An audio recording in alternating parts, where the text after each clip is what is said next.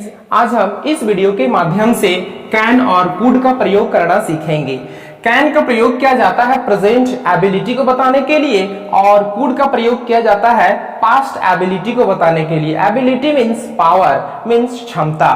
तो present ability को बताने के लिए कैन का यूज किया जाता है, जिसको हिंदी में हम लोग बोलते हैं सकता है। और कुड का प्रयोग जो है पास्ट एबिलिटी को बताने के लिए किया जाता है, या पास्ट पावर को मीन्स क्षमता को बताने के लिए किया जाता है, जिसको हिंदी में कहा जाता है सकता था।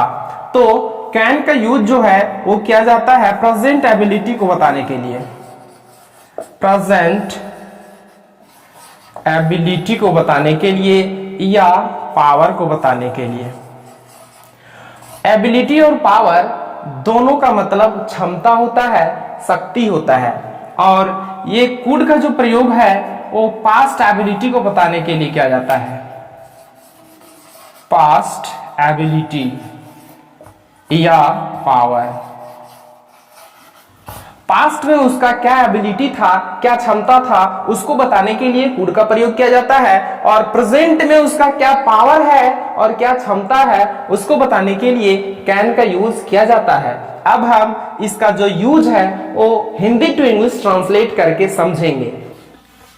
अब आप देख रहे होंगे कि यहाँ हिंदी का कुछ सेंटेंस है, उसको हम ट्रांसलेट करके देखेंगे कि कैसे कैन और कुड का प्रयोग किया जाता है। तो यहाँ फर्स्ट का जो हिंदी का जो सेंटेंस है वो है वह अंग्रेजी बोल सकता है। इट मीन्स कि वह जो थर्ड पर्सन जिसके लिए यूज किया जा रहा है, जिसको बोला जा रहा है, वो अभी अंग्रेजी बोलने के लिए एबल है, वह अभी अंग्रेजी बोल सकता है।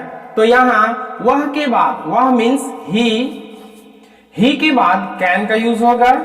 ही कैन स्पीक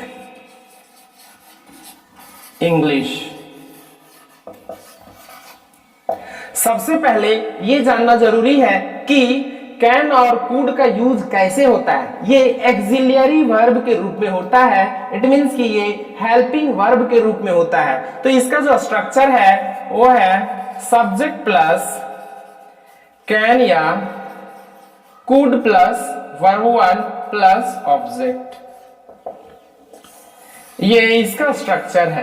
कैन और कुड जो है ये मॉडल्स एक्सिलियरी वर्ब भी कहे जाते हैं। तो कैन और कुड को हम कहां रखेंगे? हेल्पिंग वर्ब के जगह में रखेंगे। सबसे पहले सब्जेक्ट, फिर कैन या कुड, फिर वर्ब वन, फिर ऑब्जेक्ट। तो यहाँ ही जो है वो सब्जेक्ट है, उसके बाद कैन हेल्पिंग वर्ब, उसके बाद स्पीक वर्ब वन, और ये इंग्लिश जो है वो ऑब्जेक्ट।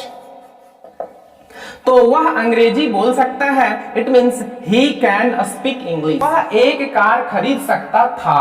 पहले उसके पास बहुत सारा पैसा था, वह कार खरीद सकता था, लेकिन अब इसके पास पैसा नहीं है। तो ये पास्ट टाइम के बारे में बताया जा रहा है, पास्ट एबिलिटी के बारे में बताया जा रहा है। ये वह जो है थर्ड पर्सन, उसके पास पास्ट में मतलब बीता हुआ कल में इसके पास इतना पावर था, इतना क्षमता था कि वो कार खरीद सकता था। तो यहां हम यूज करेंगे कुड का। He could bye a car. He could bye a car. It means वह एक कार खरीद सकता था।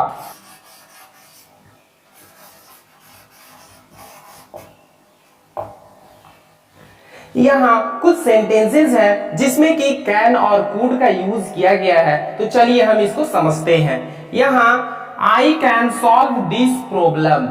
आई हो गया सब्जेक्ट और can as a helping verb और सॉल्व वर्ब वन और दिस प्रॉब्लम ये ऑब्जेक्ट। तो I can solve this problem. It means कि मैं इस समस्या का समाधान कर सकता हूं, मैं इस समस्या का सॉल्व कर सकता हूं। The monkeys can climb a tree।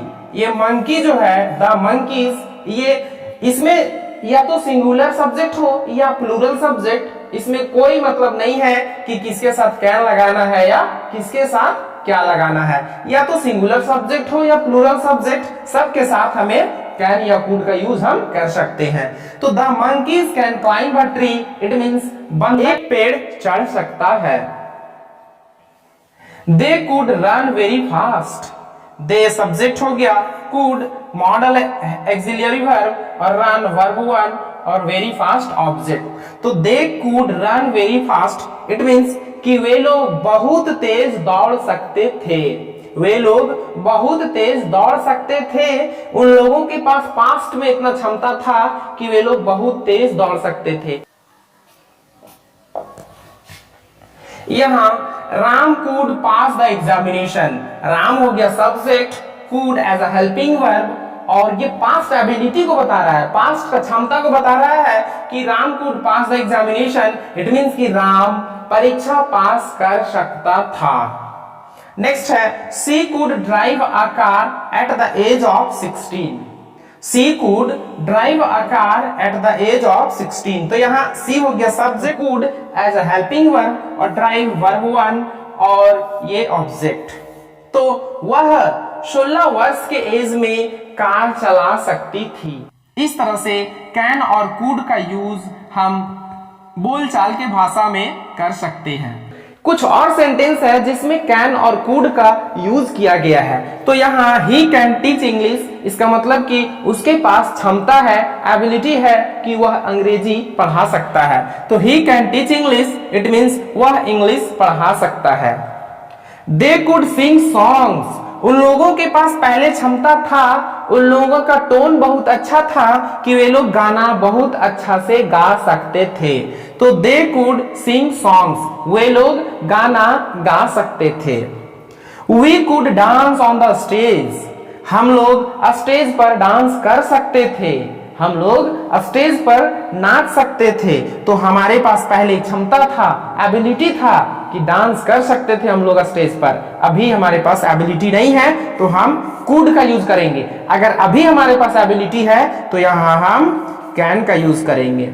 इस तरह से कैन का यूज प्रेजेंट एबिलिटी को बताने के लिए और कुड का यूज पास्ट एबिलिटी को बताने के लिए किया जाता है।